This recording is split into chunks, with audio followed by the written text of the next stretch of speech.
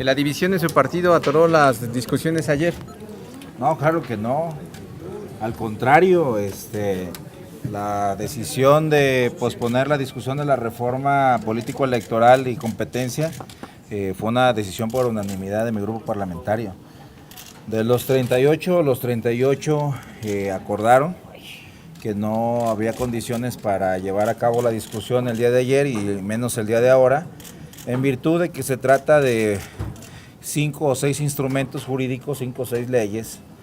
La más pequeña tiene 400 artículos, que es la LEGIPE, la Ley General de Procedimientos Electorales. Y bueno, es complicado que en 24 horas un legislador pues, tenga que leer los 400 artículos de la Ley General, más lo del resto de las leyes como es la ley de partidos, etcétera, etcétera. Entonces, realmente pues sí se necesita el tiempo suficiente para analizar bien la Ley General de procedimientos electorales, más las demás. Y bueno, yo creo que sí es sano que los legisladores se tomen el tiempo para poderlas analizar detenidamente y no aprobar sobre la rodilla pues algo que apenas se va a comenzar a discutir, y creo que tenemos el tiempo suficiente para hacerlo. ¿Los 9 días son suficientes para aprobar esas 3 leyes secundarias? Esa es otra falacia. No tenemos 9 días, podríamos hacerlo en los 9 días, sin embargo, la actual ley dice que el proceso electoral comienza en el 1 de octubre. Entonces, por alguna razón alguien ha interpretado que va a comenzar el 1 de septiembre, pero todavía no, de acuerdo con la ley actual no se pueden hacer reformas hasta dentro de los 90 días antes de que comience el periodo. Entonces eso significa que si es en octubre, septiembre, agosto y julio, todavía tendríamos mayo y junio para sacarlo. Pero inclusive como eso lo dice la ley, si nosotros modificamos la ley para que el proceso comience en noviembre, pues todavía tendríamos el tiempo suficiente para analizar bien las cosas, sobre todo en la reforma político-electoral, que es nada más y nada menos lo que va a regular la disputa por las elecciones del próximo año. Yo creo que debemos de hacerlo bien, hay que hacerlo rápido, por supuesto, pero en ese orden, primero bien, rápido, y creo que debe ser analizado detenidamente en virtud de que son pues 5 o 6 instrumentos jurídicos los que vamos a aprobar. ¿Se la ven un extraordinario entonces? Yo creo que pudiéramos, regresando del día 21, buscar la forma de aprobar la reforma político-electoral si nos dan los tiempos y logramos los acuerdos, y una vez aprobada la reforma político-electoral, pues tratar de aprobar el resto de las iniciativas que tenemos pendientes aquí en la Cámara. Oiga, senador, Sí. el senador Barbosa dice que el PRI solo le interesa y solo está negociando con ustedes, y que las diferencias internas de su partido es lo que está obstaculizando el avance de las negociaciones y la concreción de acuerdos.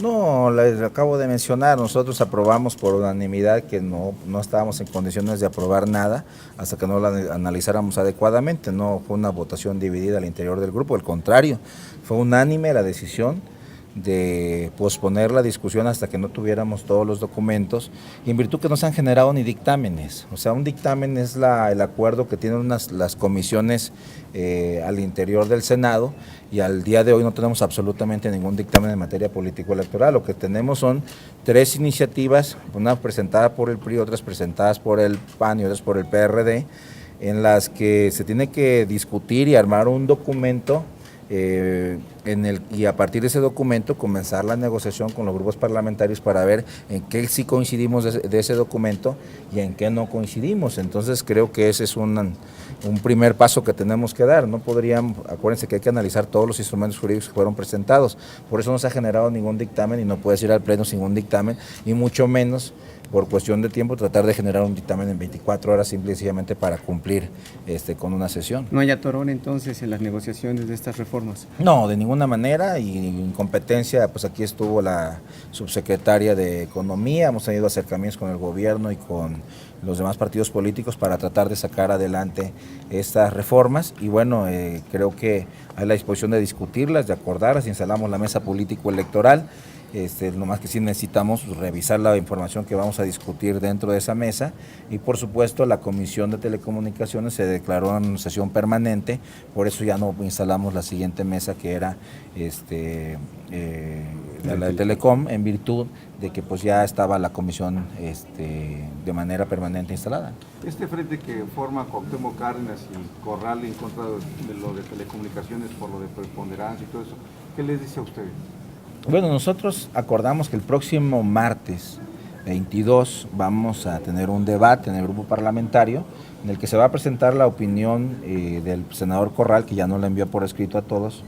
El presidente de la Comisión de Telecomunicaciones va a presentar su dictamen y el Partido de Acción Nacional va a presentar un documento al cual vamos a invitar a los técnicos para tener un rico debate sobre la reforma en telecomunicaciones, y en función de esa reunión que tengamos el día 22, el grupo parlamentario va a homogeneizar su posición y darla a conocer públicamente qué es lo que realmente estamos viendo en la reforma en Telecom.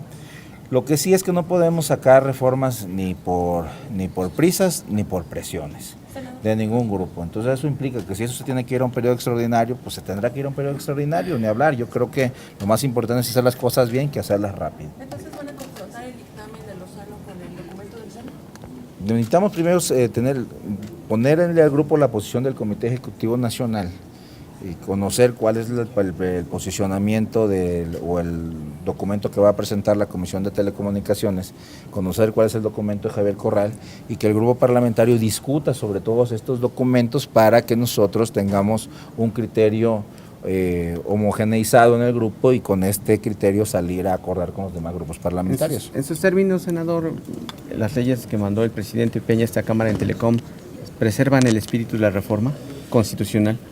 De lo que yo he visto hasta este momento que he revisado, creo que hay dos problemas con la reforma, por lo menos en el criterio del partido. Uno es en el tema constitucional, que obviamente va a haber que debatirlo con el PRI y con el gobierno para ver si podemos mantener el mismo criterio. Y el otro es el tema de contenidos, es decir, ver hasta dónde le vamos a dar injerencia al gobierno para que decida qué es y lo que se publique, qué es lo que no se publica. Creo que esos son los dos grandes temas de esta reforma, que creo que sí merece ser discutida con cuidado, escuchando a todo el mundo y tomarnos el tiempo para ello. Lo que sí no podemos aceptar es que el Senado sea la oficina de trámites del presidente Peña, porque pues en todo caso, ¿qué sentido tiene tener dos cámaras? Desde 1997, en que ninguno de los grupos parlamentarios ningún partido tiene mayoría en ambas cámaras, pues esto se ha hecho así, se ha hecho los debates suficientes hasta que no logremos tener un criterio único. Además, la reforma pues llegó pues bastante retrasada y pues nosotros no legislamos al vapor ni bajo presiones de nadie, por un lado. Y por otro lado, creo que por parte del grupo parlamentario del PAN ha habido la generosidad de nuestro partido para sacar 12 de las reformas más importantes que se han logrado en los últimos 70 años en el país, cosa que lo logramos en un año, cuando ellos en 12 años no nos dieron ninguna. Entonces también hacer el comparativo, que no queremos frenar las reformas porque nos estamos tomando unos días más para analizarlas, pues obviamente creo que no sería el señalamiento más adecuado. ¿Energética la ve en un periodo extraordinario? Pues si nosotros vamos a trabajar, si es necesario ir a un periodo extraordinario, pues por supuesto que nos iríamos en extraordinario. ¿En energética la ven eso? Energética yo sí ya la veo en extraordinario. Hace un rato el senador Barbosa te calificó como de barbarazo por la declaración que hiciste acerca de que pues ellos no apoyan la sanción de cárcel de 140 años y dicen que ellos protegen a secuestradores. Yo no dije que protegieran a los secuestradores, lo que nosotros sostenemos es que el número de secuestros se dispararon el año pasado.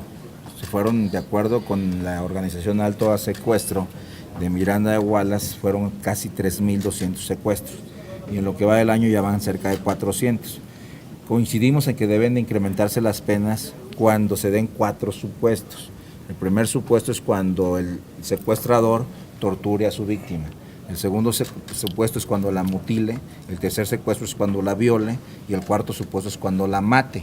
Si se da este supuesto, además del delito de secuestro, pues le vamos a poner una pena agravada y creo que eso pudiera inhibir que en el país pues, se reduzca el número de secuestros. El argumento de ellos de que desde la cárcel pueden seguir secuestrando a través de un teléfono, pues creo que no es un argumento sólido como para impedir que estos delincuentes, que además de secuestrar hacen esas acciones contra sus víctimas, pues puedan ser sancionados de una manera ejemplar.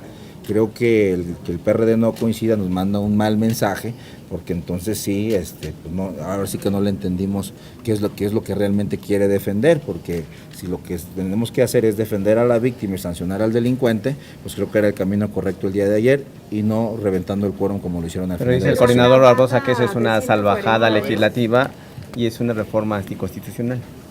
Pues si es inconstitucional, pues cuando se aplique la ley, pues que pongan su recurso de inconstitucionalidad y que la Corte diga si eso no lo es, o sea... ¿Sería como darle elementos a los acusadores para presentar una acusación de inconstitucionalidad? No, las penas agravadas existen, o sea, y el concurso de delitos existe, es decir, no hay ningún elemento que le vaya a dar un secuestrador, al contrario, va a pasar de ser sancionado de 6 años a 12 años, de 20 años a 40 años y de 70 años a 140 años.